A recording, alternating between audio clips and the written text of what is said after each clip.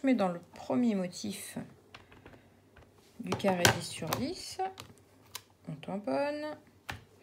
On vient tourner dans la deuxième empreinte en quinconce, soit dans le sens horaire ou à l'inverse des aiguilles du montre. Ça a un peu d'importance du moment que vous conservez le même. Et on vient tourner. Voilà, on vient replacer à chaque fois.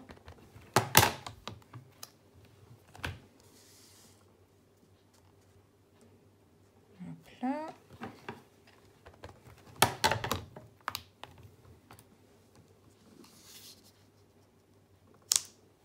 Donc là, je fais rapidement pour vous montrer le processus. Hein.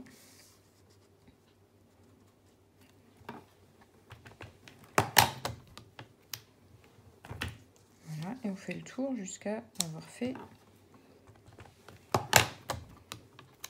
tout le tour.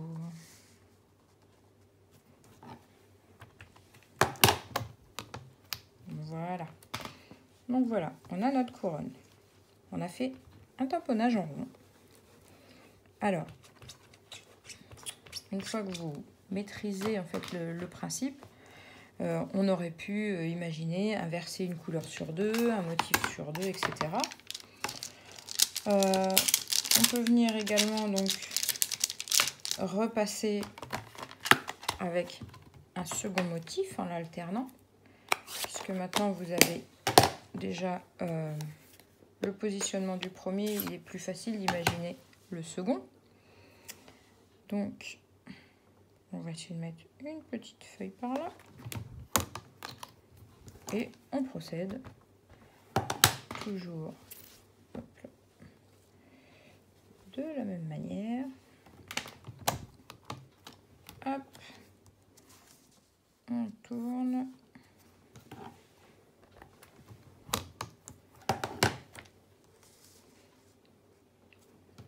Et on continue.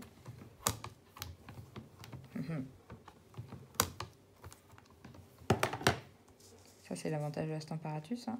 Un tamponnage ou un ancrage qui n'a pas fonctionné du premier coup. Tant qu'on n'a rien bougé, on réancre et on rapplique. Ni vu ni connu. Hop là.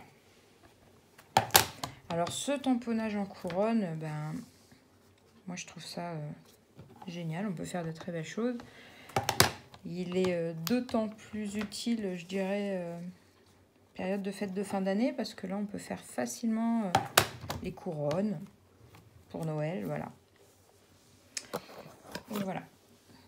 Vous voyez bien le motif. Donc, on peut s'amuser après à superposer plusieurs sans souci. Là, en fait, quand vous êtes à l'aise, vous pouvez travailler avec des motifs plus gros, comme ici, les grosses feuilles, où là, je les ai fait volontairement déborder, en fait. Et là, elles me font, en fait, un encadrement carrément de mon carré. Alors que les petits points rouges que vous voyez, eux, ils ont le tamponnage en rond, ils tournent. Voilà. Voilà la petite astuce, le fameux patron. Donc, prenez le temps de le faire bien. Vous pourrez le compléter au fur et à mesure en fonction des dimensions des carrés que vous voudrez faire. En sachant que 10 sur 10, bon, pour une carte, c'est plutôt raisonnable. On peut encore essayer de travailler plus petit, mais quand on va mettre un texte ou une étiquette au milieu, je trouve que c'est le minimum. Voilà. Entre 10 et 13, c'est vraiment les formats les plus utilisés. Donc, n'hésitez pas à faire votre pochoir et me montrer un petit peu vos résultats. Bonne journée!